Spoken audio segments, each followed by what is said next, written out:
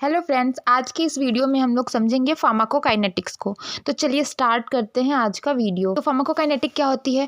Pharmacokinetic is the study of what the body does to the drug. मतलब कि pharmacokinetic का मतलब होता है कि हमारी बॉडी ड्रग के लिए क्या करती है। ठीक है, तो उसको हम लोग क्या बोलते हैं? फार्माकोकाइनेटिक बोलते हैं। Pharmacokinetic deals with quantitative study of. Pharmacokinetic क्या क्या करता है? एब्जॉर्प्शन, डिस्ट्रीब्यूशन, मेटाबॉलिज्म और एक्सक्रीशन। ठीक है, तो आज का ये पूरा वीडियो जो है वो हम एब्जॉर्प्शन को समझेंगे कि एब्जॉर्प्शन क्या होता है, कैसे होता है, कौन कौन से फैक्टर हैं जो इसको इफेक्ट करते हैं, इसका मैकेनिज्म क्या होता है। तो वो सारी चीज़ें हम लोग समझेंगे। ठीक है, तो चलिए समझते हैं एब्जॉर्प्शन को। तो एब्जॉर्प्शन क्या होता है? Drug absorption refers to the movement of an unchanged drug from the site of administration across biological membrane into the systemic circulation so that is becomes available for distribution and action. मतलब कि drug absorption का मतलब ये होता है कि movement of drug जो है जब हमारे स्टमक में वो क्या होती है, टूटती है, डिसइंटीग्रेट होती है, डिसॉल्व होती है, उसके बाद वो कहाँ जाती है? ब्लड मेम्ब्रेन, जो भी हमारा मेम्ब्रेन रहता है उसके थ्रू वो कहाँ जाती है? ब्लड में जाती है। और किस फॉर्म में जाती है? अनचेंज्ड फॉर्म में जाती है। ठीक है, ब्लड में वो कैसे जाती है? अनचेंज्ड फॉर्म में जाती है। इस प्रोसेस को ही हम लोग क्या बोलते हैं? एब्जॉर्प्शन बोलते हैं। ठीक है, तो ये क्या होता है? ऑकर्स, ये कब होता है? Occurs before distribution. डिस्ट्रीब्यूशन से पहले का प्रोसेस है absorption. Depends on drug properties and route of administration. ये डिपेंड करता है ड्रग की प्रॉपर्टी के ऊपर और रूट ऑफ एडमिनिस्ट्रेशन के ऊपर कि ड्रग की प्रॉपर्टी क्या है और रूट ऑफ एडमिनिस्ट्रेशन क्या है। उसके हिसाब से ड्रग एब्जॉर्ब होती है। ठीक है, उतना फास्ट या स्लो वो डिपेंड करता है ड्रग की प्रॉपर्टी के ऊपर और रूट ऑफ एडमिनिस्ट्रेशन के ऊपर। ठीक है, फिर क्या आईवी रूट में जो आईवी रूट होता है उसमें क्या होता है? एब्जॉर्प्शन नहीं होता है, सीधे वो कहाँ चली जाती है? ब्लड में चली जाती है, अनचेंज्ड फॉर्म में ही। ठीक है, अब इसका मैकेनिज्म देखते हैं कि एब्जॉर्प्शन कैसे होता है।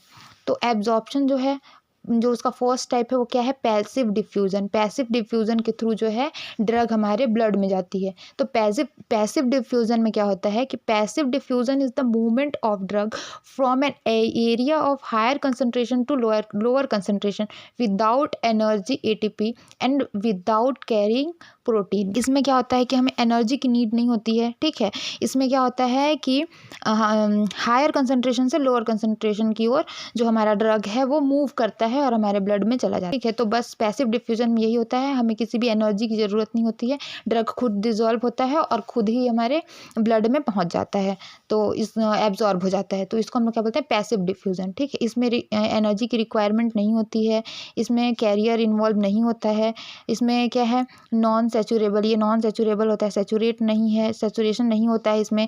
Depends on lipid solubility. अगर ड्रग लिपिड सॉल्युबल है तो वो ज़्यादा ईजिली एब्जॉर्ब होगी। क्यों ज़्यादा ईजिली एब्जॉर्ब होगी? क्योंकि जो हमारा मेम्ब्रेन है वो भी किससे बना हुआ है? लिपिड से बना हुआ है। तो जो लिपिड सॉल्युबल ड्रग रहेंगे वो लिपिड मेम्ब्रेन को जल्दी क्रॉस कर लेंगे, तो क्या हो जाएगा? हमारा ड्रग ईजिली ब्लड में पहुंच जाएगा। तो लिपिड सॉल्युबल जो ड्रग है वो ज़्यादा सही होता है। तो जो भी कंसंट्रेशन ग्रेडियंट फॉलो करता है वो कंसंट्रेशन ग्रेडियंट की भी डिपेंड करता है कि जो हमारा ड्रग का एब्जॉर्प्शन है वो कैसे होगा और कितना फास्ट होगा, कितना स्लो होगा। फैक्टर अफेक्टिंग देखते हैं इसका, जो क्या बोलते हैं आपका, ये पैसिव डिफ्यूजन में फैक्टर अफेक्टिंग क्या होता है? अगर लिपिड सॉल्युबल ड्रग है तो क्या होगा? ड्रग ईजिली एब्जॉर्ब हो जाएगा।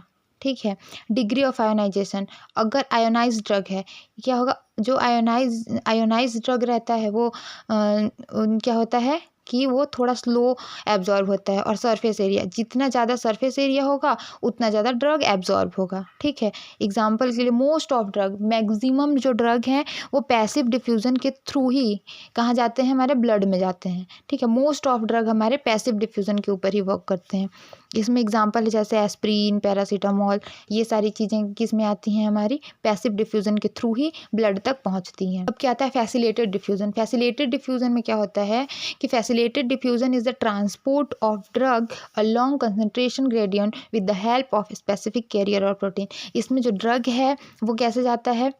इसमें भी एनर्जी की रिक्वायरमेंट नहीं होती है, पर ये किसके थ्रू जाता है, कैरियर यानी प्रोटीन के थ्रू ये कहाँ तक जाता है, ब्लड तक जाता है। तो इसको हम लोग क्या बोलते हैं, फैसिलिटेटेड डिफ्यूज़न बोलते हैं। ठीक है, इसमें कैरियर प्रोटीन की रिक्वायरमेंट होती है। ठीक है, एनर्जी की रिक्वायरमेंट नहीं होती है, सेचुरेशन हो जाता है इसमें। ठीक है, और ये स्पेसिफिक ड्रग्स के लिए होती है। तो फैसिलिटेटेड जो डिफ्यूज़न है वो क्या होता है, स्पेसिफिक ड्रग्स पे ही यूज़ होता है। ये क्या होता है, डिफरेंट फ्रॉम पैसिव डिफ्यूज़न, मतलब कि ये इसका क्या डिफरेंस है पैसिव डिफ्यूज़न से। तो क्या है, passive facilitated, no carrier needed. ठीक है, इसमें कैरियर की नीड नहीं होती है। नॉन सैचुरेबल, ठीक है, ये क्या है, नॉन सैचुरेबल होता है। एग्जाम्पल, इसका एग्जाम्पल क्या हो जाएगा, विटामिन बी कॉम्प्लेक्स और ग्लूकोज इन इंटेस्टीन। ये सारी चीज़ें जो क्या होती हैं वो किस में आती हैं, हमारी फैसिलिटेटेड डिफ्यूज़न में आती हैं। ठीक है, यूपीएससी में पूछा जा चुका है कि facilitated diffusion does not require energy. Facilitated diffusion में क्या होता है, एनर्जी की रिक्वायरमेंट नहीं होती है। एक्टिव ट्रांसपोर्ट में क्या होता है कि active transport is the membrane of drug against concentration gradient, यानी लो कंसंट्रेशन से हाई कंसंट्रेशन की हो जाता है। पैसिव डिफ्यूजन में क्या होता है कि हायर कंसंट्रेशन से लोअर कंसंट्रेशन में जाता है, लेकिन इसमें क्या होता है, लोअर कंसंट्रेशन से हायर कंसंट्रेशन में जाएगा using energy, ATP and carrier protein. इसमें एनर्जी की भी ज़रूरत होती है और कैरियर प्रोटीन की भी ज़रूरत होती है। ठीक है, तो इसका कैरेक्टर क्या है कि एनर्जी डिपेंडेंट है, इसमें एनर्जी की ज़रूरत होती है। कैरियर मेडिएटेड भी है, कैरियर भी चाहिए होता है। सैचुरेबल भी है और can be inhibited by poisons. ठीक है, ये इनहिबिट हो जाता है पॉइजन्स से। इसका एग्जांपल है लिवोडोपा, आयरन, कैल्शियम। ये सारी जो ड्रग्स हैं, लिवोडोपा जो है, लिवोडोपा, आयरन, ये सब जो है वो किसके थ्रू होता है, पैसिव एक्टिव डिफ्यूजन के थ्रू होता है। अब फिनोसाइटोसिस क्या होता है, pinocytosis is the process by which large molecular और particles are absorbed by cell membrane engulfment forming vesicles. ठीक है, इसमें क्या होता है फिनोसाइटोसिस में, इसमें जो सेल मेम्ब्रेन होते हैं वो इनगल्फ कर लेते हैं, वो उसमें कुछ वेसल्स होते हैं, ठीक है, वो फॉर्म करते हैं और वो इनगल्फ करते हैं जो आपके ड्रग के मॉलिक्यूल्स होते हैं, देन वो क्या करते हैं, ब्लड तक उसको पहुंचाते हैं। तो ये जो प्रोसेस है इसको हम लोग क्या बोलते हैं, फिनोसाइटोसिस बोलते हैं। ठीक है, फिनोसाइटोसिस, इसका कैरेक्टरिस्टिक क्या है, ये एनर्जी डिपेंडेंट होता है। ठीक है, इन्वॉल्व क्या करता है, वेसिकल फॉर्मेशन और लार्ज मॉलिक्यूल्स। जो मॉलिक्यूल्स सेल मेम्ब्रेन के थ्रू नहीं जा सकते हैं तो वो लार्ज सेल मेम्ब्रेन के थ्रू जाते हैं, वो क्या करते हैं, लार्ज मॉलिक्यूल्स को इनगल्फ करते हैं, देन वो ब्लड तक पहुंचाते हैं। तो ये है आपका, और ये क्या एग्जांपल इसका, vitamin B12, intrinsic factor complex और सम प्रोटीन्स। इसमें कौन क्या काम आता है आपका, ये फिनोसाइटोसिस। कंपैरिजन देख लेते हैं, mechanism, energy, carrier, saturable, direction. Passive diffusion में क्या होता है, हायर कंसंट्रेशन से लोअर कंसंट्रेशन की ओर जाता है ड्रग। फैसिलिटेटेड डिफ्यूजन में क्या होता है, हायर से लोअर में जाता है। ठीक है, लेकिन जो एक्टिव ट्रांसपोर्ट रहता है उसमें क्या होता है, lower concentration to higher concentration. और फिनोसाइटोसिस में क्या होता है, व्हीकल के थ्रू जो है वो जो ड्रग है वो ब्लड तक पहुंचता है। हम देखते हैं फैक्टर अफेक्टिंग ड्रग एब्जॉर्प्शन। तो पहला क्या है, physicochemical properties of drug. Physicochemical properties में क्या आता है, जैसे लिपिड सॉल्युबिलिटी। तो अगर ड्रग क्या मोर लिपिड सॉल्युबल रहेगा तो बेटर एब्जॉर्प्शन होगा। ठीक है, क्योंकि सेल मेम्ब्रेन लिपिड नेचर की होती है।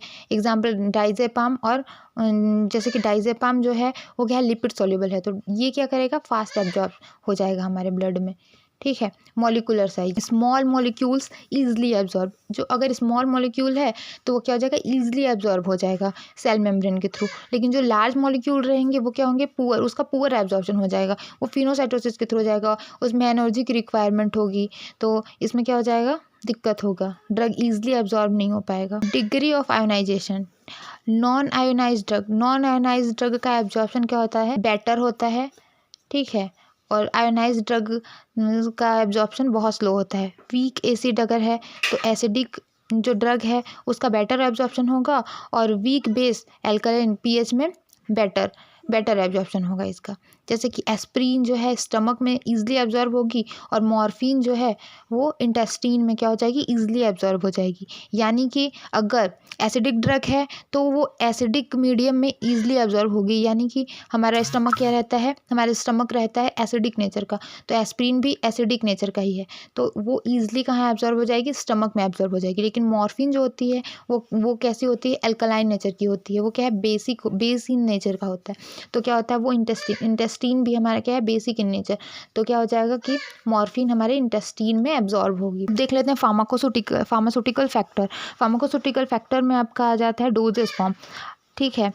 Form absorption, solution fastest, suspension moderate and tablet slow, ठीक। जैसे सॉल्यूशन में आपका आ जाएगा जो भी हम लोग सिरप पीते हैं, तो सिरप जो है वो क्या हो जाएगा जल्दी एब्जॉर्ब हो जाएगी, उसका एब्जॉर्प्शन फास्ट होगा। सस्पेंशन मॉडरेट मतलब ना फास्ट होगी ना स्लो होगी, और टैबलेट का एब्जॉर्प्शन क्या हो जाएगा स्लो हो जाएगा। डिसइंटीग्रेशन एंड डिसोल्यूशन, ठीक है। डिसइंटीग्रेशन एंड डिसोल्यूशन में क्या हो जाएगा टैबलेट पहले क्या होता है डिसइंटीग्रेट होता है, देन वो क्या होता है डिसॉल्व होता है।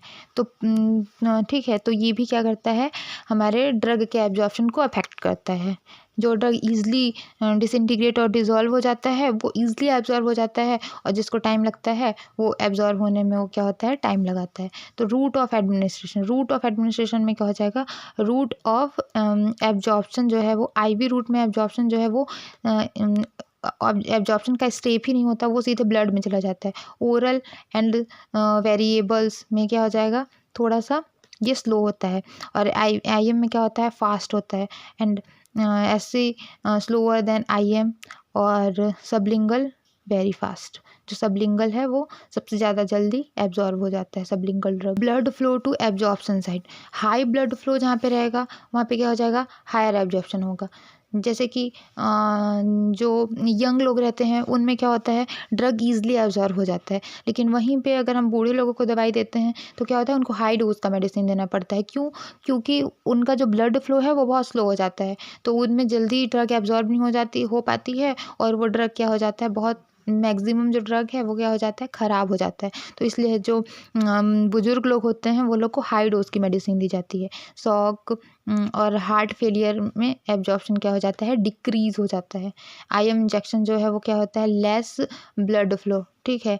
तो क्या होता है स्लोअर देन डेल्टॉइड। आईएम में क्या होता है हम लोग मसल्स में देते हैं, तो वहाँ पे ब्लड फ्लो बहुत कम होता है, तो वो क्या होता है वहाँ पे एब्जॉर्प्शन क्या हो जाता है स्लो होता है वहाँ पे एब्जॉर्प्शन।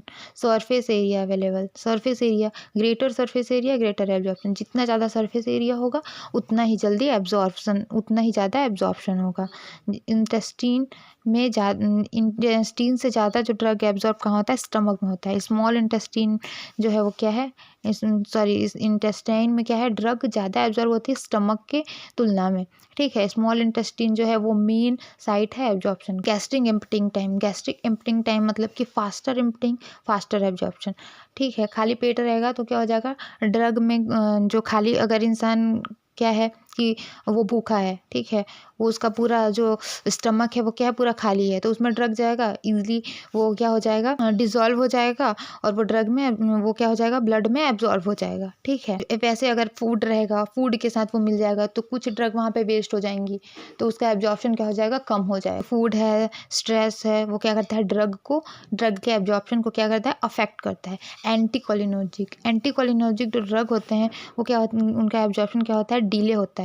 और जैसे कि मेटोक्लोप्रामाइड क्या है इंक्रीज है, अगर एंटीकोलिनर्जिक के साथ अगर हम मेटोक्लोप्रामाइड दे रहे हैं तो क्या कर देगा एब्जॉर्प्शन को इंक्रीज कर देगा। फर्स्ट पास मेटाबॉलिज्म में क्या होता है ओरल जो ड्रग है वो पहले लीवर में जाएगा, फिर वो मेटाबोलाइज्ड होगा, फिर अमाउंट जो इससे क्या हो जाता है जो ड्रग का अमाउंट है वो ब्लड में कम हो जाता है। जैसे कि प्रोपेनोलॉल नाइट्रोग्लिसरीन जो ड्रग फर्स्ट पास मेटाबोलाइज जिस ड्रग का फर्स्ट पास मेटाबॉलिज्म होता है वो क्या होता है ब्लड तक पहुंचने में वो क्या हो जाता है उसका जो एब्जॉर्प्शन क्या है वो कम हो जाता है। Drug and drug food interaction, जैसे एंटा एसिड अगर टेट्रासाइक्लिन के साथ अगर हम लोग एंटा एसिड को दे रहे हैं तो उसका एब्जॉर्प्शन क्या हो जाएगा डिक्रीज हो जाएगा। जैसे अगर कोई भी आयरन की मेडिसिन खा रही है और उसके साथ अगर मिल्क ले लिया जाए तो क्या हो जाएगा एब्जॉर्प्शन क्या हो जाएगा डिक्रीज हो जाएगा, एब्जॉर्प्शन क्या हो जाएगा डिक्रीज हो। तो आज का वीडियो यहीं पे ख़त्म होता है, कल के वीडियो में हम लोग इससे ही रिलेटेड MCQ सॉल्व करेंगे, तो बने रहिएगा हमारे साथ। और अगर आपको वीडियो अच्छा लगा हो तो वीडियो को लाइक और चैनल को सब्सक्राइब जरूर कीजिएगा। Thank you.